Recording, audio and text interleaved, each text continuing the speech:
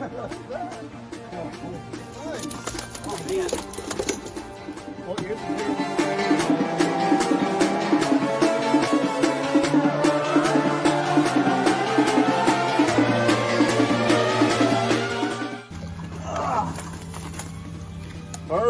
So Billy was throwing a bright orange plug. I'm throwing a dark green back. The water is real murky, and you can see what prevailed. First was second cast. Second cast, yep. Second cast. So bright color, dark water. All right, guys. So now let's talk setup on throwing plugs for grouper. Everyone does it different, all right? So this is just a suggestion. This is what we do. Now, if I'm on a charter, I typically use 60-pound braid and then like a 50 or 60-pound fluorocarbon leader.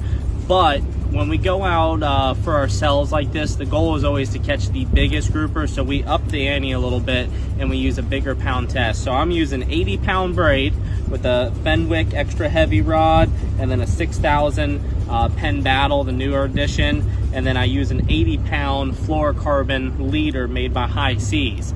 We're using the Rapala X-Wrap 14, real simple plug. It dies from a range of 4 to 8 foot of water. So this is a great plug for our area. And I've used this in 10 foot of water and still produce a lot of fish. So even though it says 4 to 8, don't always pay attention to that, as long as you can get down somewhere close to the bottom. For the leader length, I like to do just across the body.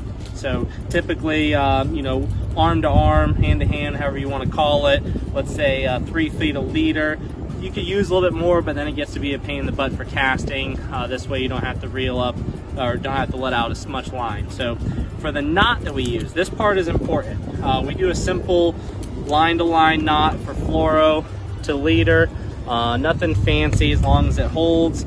And then, but for the plug, what we do here is we'll do a loop knot. So what you're gonna do is you're gonna take your line, make a loop, and then take your lead and put it through the circle, all right? Then take your lead, put it through the ring, and then up, like so, and then take your lead, put it through the loop once, and then twice, and then tighten it up just a little bit. So your open lead is what measures the loop.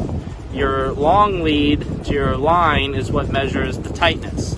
So we're gonna shrink this loop up a little bit. Now it's 80 pounds, so you might wanna get a pair of pliers. You're not supposed to use your teeth, so I'm not gonna do that, even though I do. So I'm gonna shrink that loop a little bit, and then I'm gonna pull tight on the long lead, and that's what tightens it. Now, what I typically do after this is I'll hook it on a cleat or something and put some good pressure on it, get it nice and tight. Being a heavier leader, you want to make sure and really cinch it down. And then clip your leads off and then start fishing. All right, thanks.